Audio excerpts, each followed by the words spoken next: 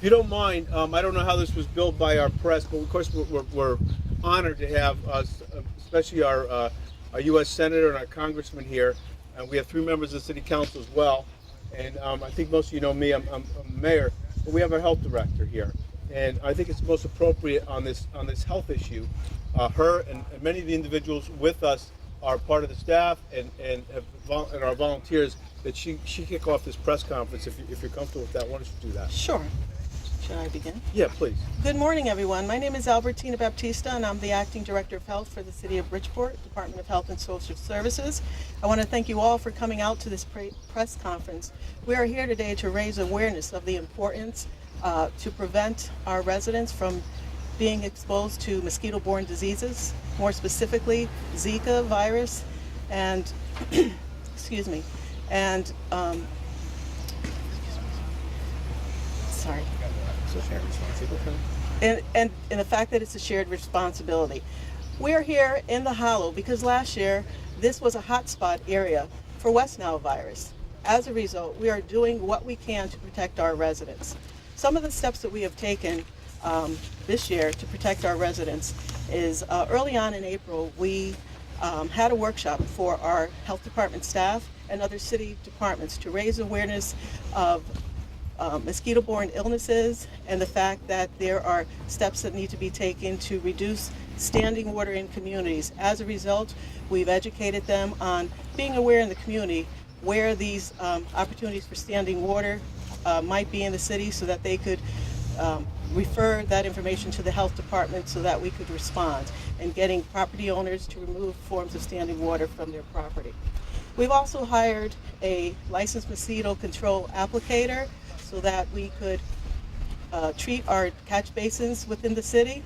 This is something that we started early in the mosquito season, particularly around the Hollow area here, because this was an area of concern. We're also working with Department of Connecticut Agriculture Station to set up a surveillance station over at Central High School. We wanted to increase surveillance in this area because of the mosquito activity that was seen in this area. We also have been disseminating educational information throughout the city at various events, at our senior centers, at schools, and throughout the community. Part of what we'll be doing today is having our volunteers disseminate information here in the community. They will be going door to door with door hangers with important information on the importance of eliminating standing water from properties, so that would be an opportunity to reduce mosquito-borne diseases around properties. Thank you.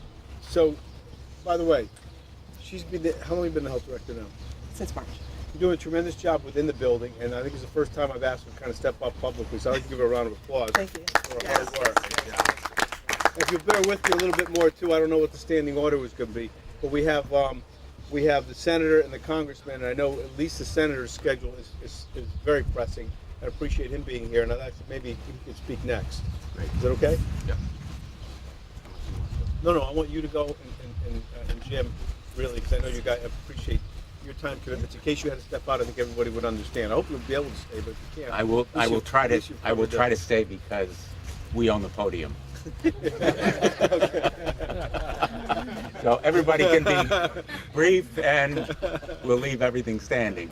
And the reason I have to leave is to get a flight to go to Washington, D.C., and we have votes this afternoon, as you know, on the gun violence prevention measures that we all have very strongly supported. I want to thank my colleague Jim Himes for his leadership in the House on gun violence, and my friend and teammate Chris Murphy. We're going to be debating and voting this afternoon, so I apologize. But guns are a public health menace and crisis. So is Zika a spreading threat to our nation and to all over the Northeast, as well as the southern parts of our country.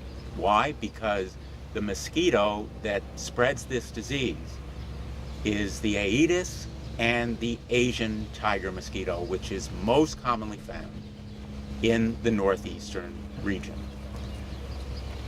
Zika is a vicious, insidious virus, and its handmaiden is the mosquito. The great enemy is the mosquito. We can make light of mosquito bites. We can dismiss the possibility of birth defects in newborns, but they are real and urgent as a public health menace. And that's why this program is so tremendously important. The mosquito spreads Zika, but it also spreads dengue fever, chikungunya, other similar kinds of diseases, even malaria. Although less common in this part of the country, there are a variety of diseases that are spread by mosquitoes. And let's be very blunt. The United States Senate has approved $1.1 billion, which is not even what the president has asked. He asked for $1.9 billion. The House has approved an inadequate amount, $622 million. These votes are party line votes. They should not be. There is nothing red or blue about mosquitoes. There's nothing about mosquitoes that recognize the difference between red states and blue states. They simply cross state boundaries, whether they're Republican or Democrat. This cause should be bipartisan. And that's why today is so tremendously important, because communities have to take measures themselves. They can't rely on Washington, D.C. alone.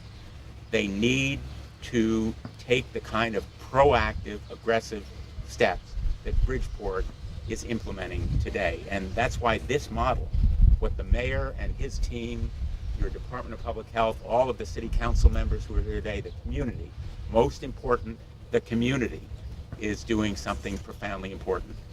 These 10 steps, los 10 pasos, can help save lives, literally. People can take public health into their own hands. And as long as they are informed, for example, about the importance of eliminating unnecessary water in pools or even feeding areas, as long as they wear long sleeves and other kinds of clothing that prevents the mosquitoes from biting them, wearing insect repellent, these steps, as advocated by the Bridgeport Department of Health and Social Services and the CDC, the federal agency, we're all cheerleading communities like Bridgeport to do the right thing, because you can help prevent pregnant women from contracting this disease and bearing newborns with birth defects, loss of vision, loss of hearing. The costs of this disease are humongous. The costs of preventing it are well worth the investment, and it is an investment, and it begins with education. We need to find a vaccine. Research to find a vaccine is essential, but in the meantime, eradicate the mosquitoes and educate people. That's the simple message for today. Educate and eradicate. And mosquitoes are the great enemy. We can really do the job here. And thank you so much to the city of Bridgeport for leading the way. Thank you, Mayor. Senator. Appreciate it.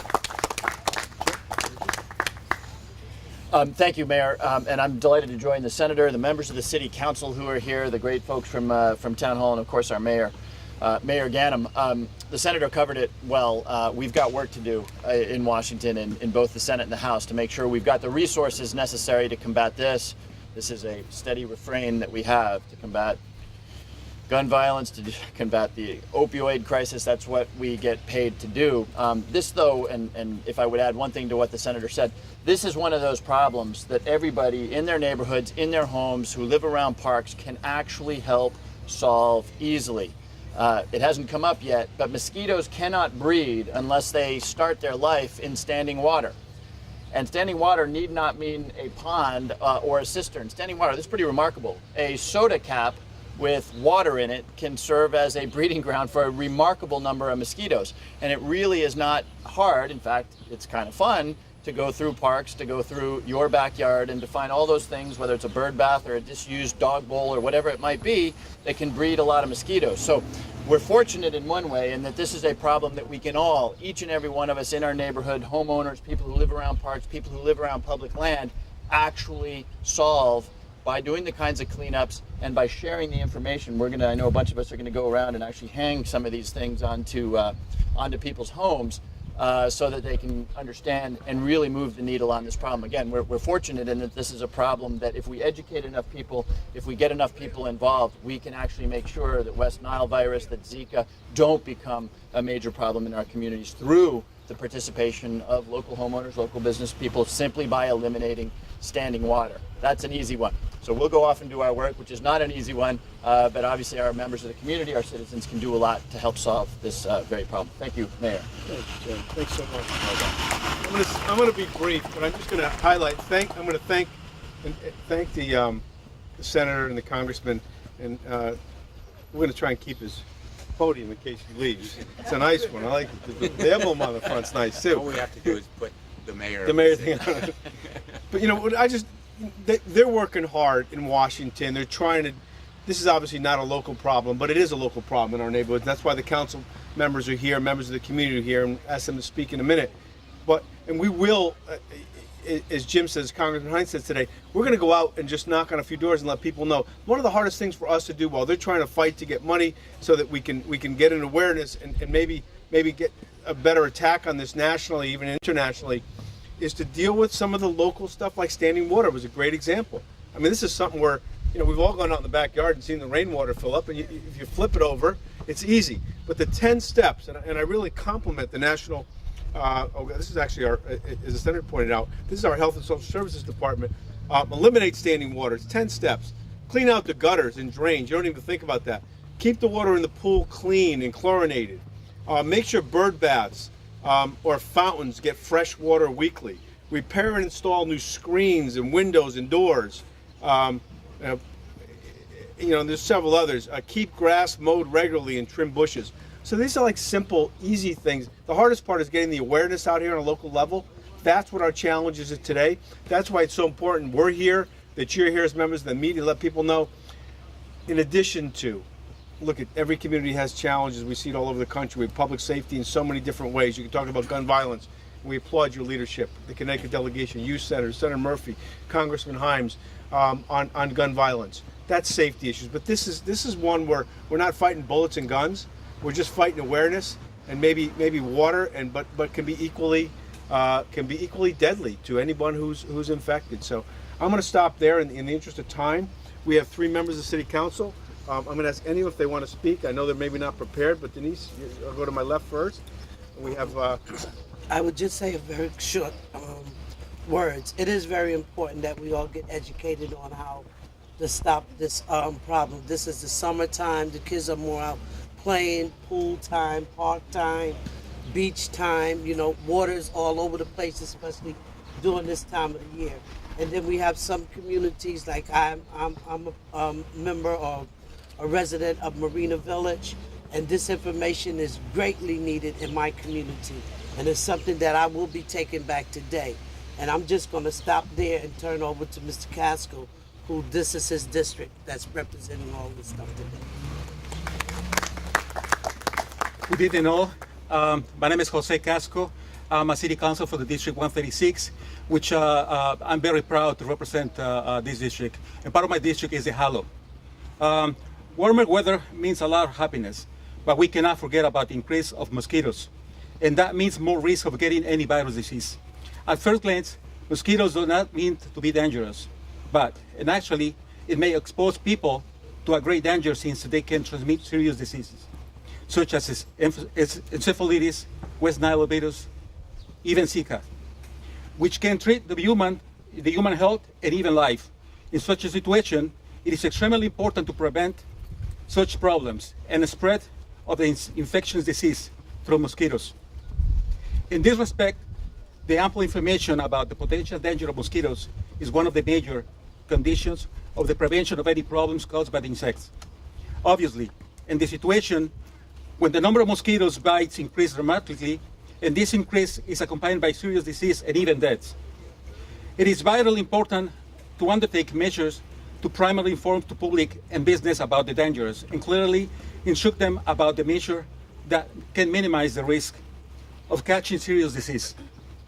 To put more precisely, we, the official elected, together with our local health department, which organize the information campaign and media to convey the public and business to warning messages concerning the risk of catching serious disease because of mosquito bites. In fact, it is possible to use all media oriented with a mass audience, including television, print media, internet, and other. For instance, we have to inform the public and business about recommendations to empty and change the water in big pots, fountains, rain bottles, etc. Keep swimming pools treated and circulating rainwater, unclog it. Make sure windows and door screens are big tight and others. For more, it is important and necessary to organize a special conference for business working with the mass public in the area in order to provide them with essential information about mosquitoes and effective ways to prevent and prevention of the spread and disease. The business can, in their turn, inform their customers, saving time and cost of the health department, which will also develop the basic recommendation of business concerning the prevention of spread and disease through mosquito bites. This means that this businessmen should create safe environment of the customers, following the recommendation of the local health department. At the same time, the assistance of state institutions will be quite useful in such a way. The problem of mosquitoes, the spread of disease, may minimize through increased safety measure and informing people about the potential danger. Let's together protect our community and raise awareness of action. Thank you for all being here. It's your district too, right? Next one. Good morning. My name is Jeanette Herron from the 133rd District. We're the connecting district over. We will be doing the same initiative there. Ms. Batista had called and said, she wanted to get a push there. We thank her for that. Thank the mayor and everyone here for this initiative. I'm proud to say that we're from Bridgeport and we're doing this because we're going to help our community. We have a lot of people traveling back and forth, and this is going to help us prevent a major crisis that could occur. So thank you, everybody, for participating in this. Thank you. Well put. Well Thanks put. a lot. I know the senator has to leave, but I'm going to open up to any questions, Dick, if you have another minute or two. Senator, quick question. You mentioned that $1.1 million was given for Zika, 1.1 billion, excuse me. Right. You asked for 1.9, got 1.1. Where's the 1.1 going to go to? It's going to go to the CDC. About $450 million will go toward research on developing a vaccine. The remainder will go to efforts exactly like this one. State and community efforts to educate exactly the kind of materials that are available here and to eradicate mosquitoes. A lot of people think that mosquito eradication depends on planes flying overhead and spraying some kind of pesticide. Really, the most effective way to fight mosquitoes is in the backyard. That's where they breed. Any open water, as small as a bottle cap, a bird feeder, an empty swimming pool that may have some puddles, any puddle is a potential breeding ground. So that money will go toward education of people through these kinds of community efforts and eradication of mosquitoes. But with half the money asked for, does that mean it takes twice as long? And how do you feel about that? Are you frustrated? Did you get less because it's taken a backseat to other more pressing issues in Washington? The problem is not that this funding is taking a backseat to more pressing issues. It's an abdication of responsibility for a challenge that the federal government uniquely and alone has the national responsibility to meet and address and conquer. This program is cost effective. Pay now, invest now, or pay later. We will pay billions and billions of dollars in the steps necessary to provide for those infants and children who are born with birth defects. And so this has to be a national campaign, and the federal government is avoiding its responsibility by failing to invest now because it will pay later as a result. And the money, even in the House bill, and by the way, this is in no way to disparage Jim. He's been at the forefront of leading this effort in the House for the full amount of funding, as have many of our colleagues from Connecticut. That bill actually takes money from Ebola. No new money in the House bill. The Senate bill has new money. So it's kind of adding insult to injury. The House bill takes money from Ebola to cover the inadequate amount that they appropriate for this emergency funding. It's emergency funding. We have an emergency responsibility. Anyone else? Well, this is, I don't block you. This is what we're going to put, some of the way we're going to put up notice. I think it's in 5 languages. Where's the health director? Right here. It's in 5 languages, right? So this will be some of the notices we're putting up to try and get awareness out. We're going to be putting out leaflets. Some of us will be going out doing leaflets now. And these are the volunteer corps. Many of them, some work for the city, some are volunteers. I want to thank you very much for being a part of this. As much as what they're leading the charge in Washington, our efforts on a local level hopefully can save lives. Yeah. That's our goal. And I want to thank the council members for being here, along with certainly Congressman Jim Himes and Senator Blumenthal for their leadership as well. Thank you again. Thank you very much. Yeah. Thanks. Thank you.